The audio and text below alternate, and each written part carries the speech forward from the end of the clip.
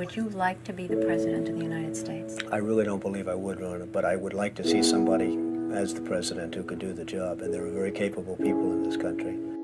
Why wouldn't you dedicate yourself to public service? Because I think it's a very mean life.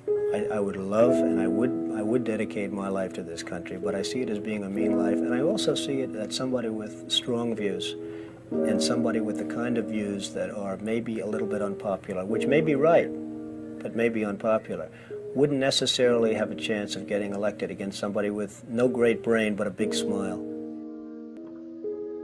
But you might be classified as an Eastern Republican. Fair? Well, I guess you could say that, yes. Which means kind of a Rockefeller, Chase Manhattan Republican? I never thought of it in those terms. How do you define? Are you a Bush Republican? No, I think I'm really, the people that I do best with are the people that drive the taxis. You know, wealthy people don't like me because I'm competing against them all the time, and they don't like me, and I like to win. The fact is, I go down the streets of New York, and the people that really like me are the taxi drivers and the workers, et cetera, et cetera. I mean, I really get Well, then why are you a Republican? I have no idea. I mean, I am a Republican because I just believe in certain principles of the Republican Party. You've become a role model in this country. The reason that your book sells, the reason that your board game sells, is because people are looking to leaders. People are looking for values, and you're one of the people.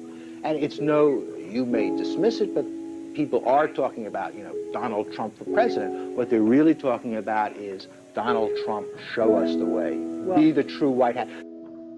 I'm, again, somebody that has a good instinct financially. I have had historically. I've followed markets. I've been going the right direction, whether it's New York real estate or stocks or whatever.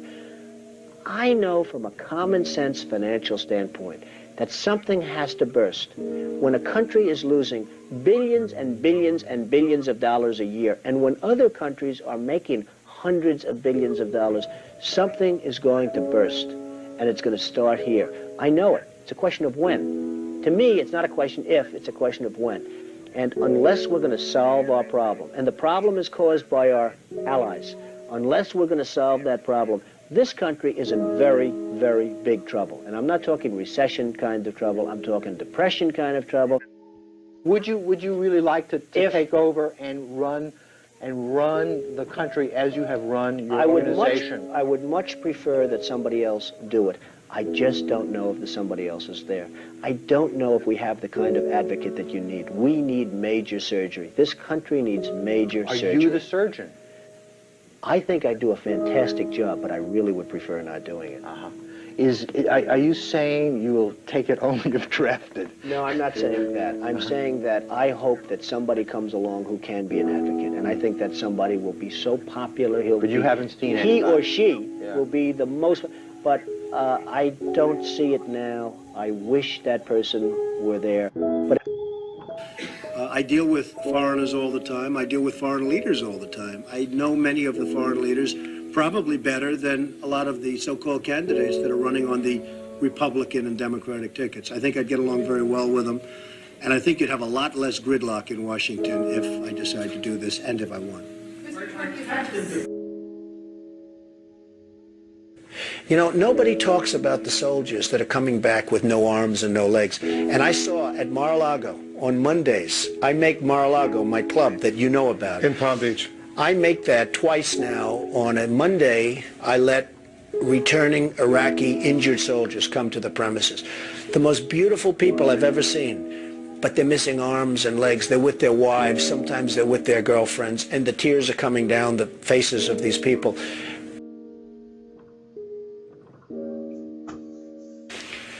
Well, I just hate what's happened to this country. We've gone to a country that's no longer respected. We're in a war that we should have never, and by the way, I'm worse than any hawk there is in terms of military and in terms of defending ourselves. But Saddam Hussein didn't knock down the World Trade Center. He had nothing to do with it. And there were no weapons of mass destruction. The other day, the head of 3M said that President Obama is anti-business. Do you get the same feeling that he does? Well, I don't know that it's anti-business or he just really doesn't know exactly what to do. And I'm afraid it probably is the second thing. I don't see him necessarily as anti-business. I think that He is not sophisticated in the ways of business. He hasn't dealt with the people that you've dealt with and that I've dealt with. I deal with China, as an example, a lot. It is never easy. And I've made some very big deals with the Chinese. I've come out on top. I've come out in great shape. I sell apartments to Chinese people. I get along great with them. It's not like, anti-China.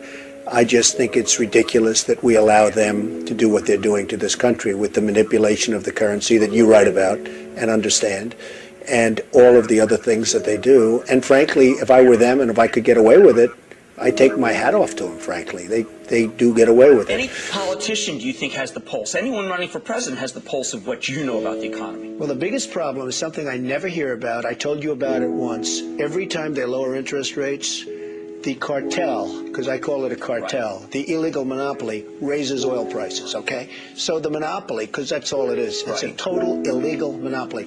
If businesses ever formed OPEC, everybody would be put in jail. Here they are, and every time a country hits oil, they're invited in to the cartel, okay? It's a disgrace. So what happens is every time interest rates go down, oil prices go up, and it's the same number. I mean, practically the same money. So they lower it, they raise it, they lower it, they raise it. Now you have oil that's close to 100, going to be over 100, and nobody in this country calls and says, get that damn oil price down. You get it down.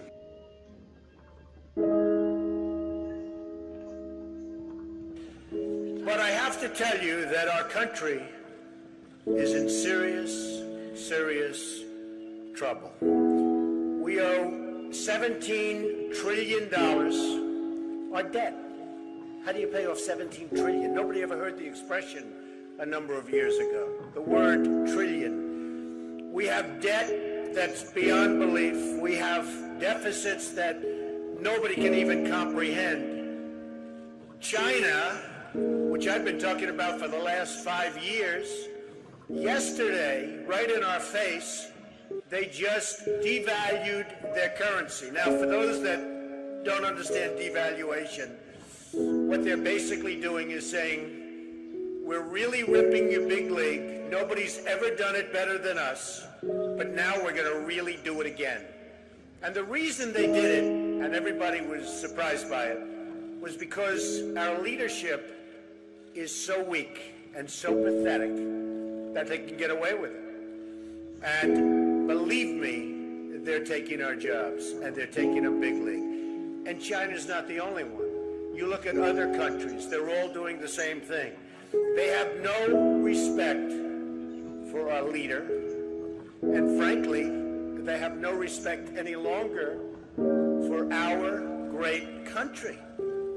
And it's so simple to solve. What we need is a strong economy. What we need is jobs. Now, you hear these phony job numbers, 6.7%.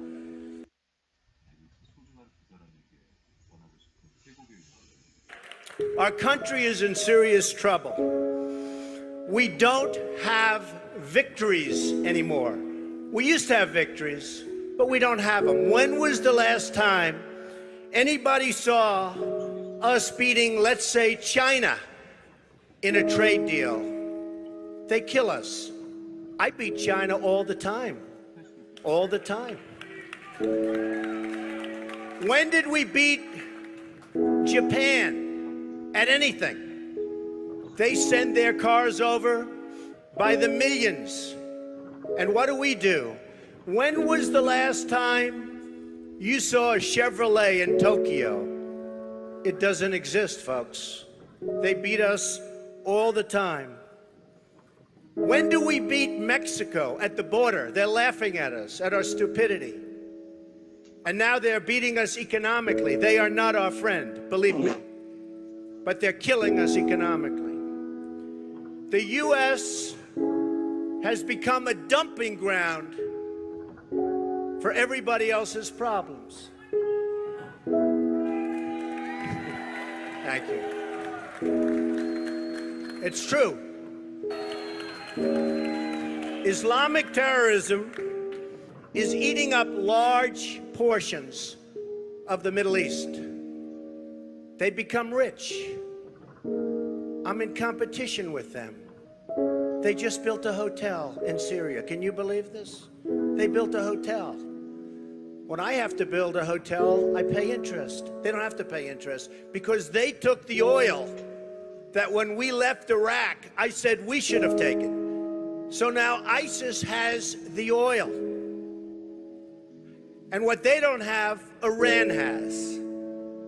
And and I will tell you this, and I said it very strongly, years ago, I said, and I love the military, and I want to have the strongest military that we've ever had, and we need it more now than ever. But I said, don't hit Iraq, because you're going to totally destabilize the Middle East. Iran is going to take over the Middle East. Iran and somebody else will get the oil. And it turned out that Iran is now taking over Iraq. Think of it. Iran is taking over Iraq. And they're taking it over big league. We spent $2 trillion in Iraq. $2 trillion. We lost thousands of lives, thousands in Iraq. We have wounded soldiers who I love. They're great. All over the place. Thousands and thousands of wounded soldiers. And we have nothing. We can't even go there. We have nothing. And every time we give Iraq equipment, the first time a bullet goes off in the air, they leave it. Last week I read 2,300 Humvees.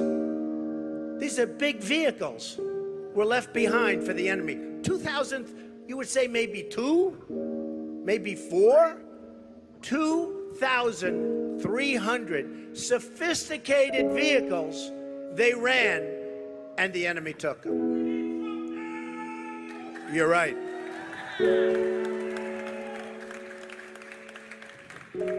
Last quarter, it was just announced, our gross domestic product, a sign of strength, right? But not for us. It was below zero. Who ever heard of this? It's never below zero. Our labor participation rate was the worst since 1978. But think of it, GDP below zero. Horrible labor participation rate. And our real unemployment is anywhere from 18 to 20%. Don't believe the 5.6. Don't believe it. That's right, a lot of people up there can't get jobs. They can't get jobs because there are no jobs. Because China has our jobs, and Mexico has our jobs. They all have our jobs. But the real number is anywhere from 18 to 19 and maybe even 21%. And nobody talks about it because it's a statistic that's full of nonsense.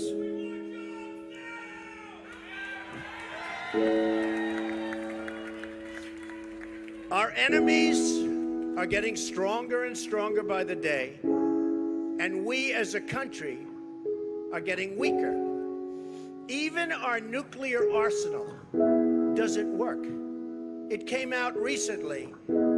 They have equipment that's 30 years old. They don't even know if it worked. And I thought it was horrible when it was broadcast on television, because boy, does that send signals to Putin and all of the other people that look at us and they say, that is a group of people, and that is a nation that truly has no clue. They don't know what they're doing. They don't know what they're doing. We have a disaster called the big lie, Obamacare. Obamacare. Yesterday it came out that costs are going for people up 29, 39, 49, and even 55%. And deductibles are through the roof. You have to get hit by a tractor, literally a tractor, to use it. Because the deductibles are so high, it's virtually useless. It is a disaster. And remember the $5 billion website. $5 billion we spent on a website. And to this day, it doesn't work.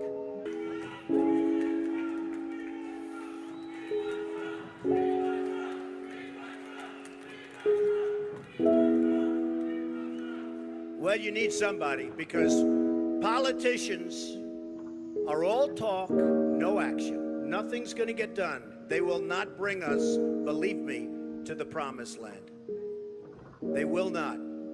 As an example, I've been on the circuit making speeches, and I hear my fellow Republicans, and they're wonderful people. I like them. They all want me to support them. They don't know how to bring it about. They come up to my office. I'm meeting with 3 of them in the next week, and they don't know. Are you running? Are you not running? Could we have your support? What do we do? How do we do it? I like them. And I hear their speeches, and they don't talk jobs, and they don't talk China. When was the last time you heard China's killing us? They're devaluing their currency to a level that you wouldn't believe. It makes it impossible for our companies to compete. Impossible. They're killing us. But you don't hear that from anybody else. You don't hear it from anybody else. And I watch the speeches. Thank you.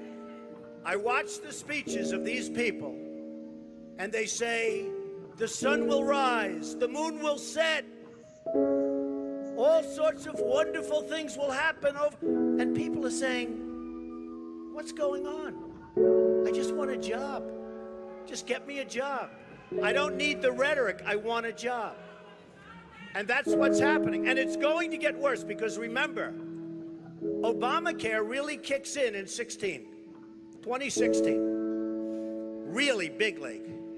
It is going to be amazingly destructive. Doctors are quitting. I have a friend who's a doctor, and he said to me the other day, Donald, I never saw anything like it. I have more accountants than I have nurses. It's a disaster. My patients are beside themselves. They had a plan that was good. They have no plan now. We have to repeal Obamacare, and it can be replaced. And it can be replaced with something much better for everybody. Let it be for everybody, but much better and much less expensive for people and for the government. And we can do it. They will never make America great again. They don't even have a chance. They're controlled fully. They're controlled fully by the lobbyists, by the donors, and by the special interests, fully. Our country needs a truly great leader. And we need a truly great leader now. We need a leader that wrote The Art of the Deal. We need a leader that can bring back our jobs, can bring back our manufacturing, can bring back our military, can take care of our vets. Our vets have been abandoned.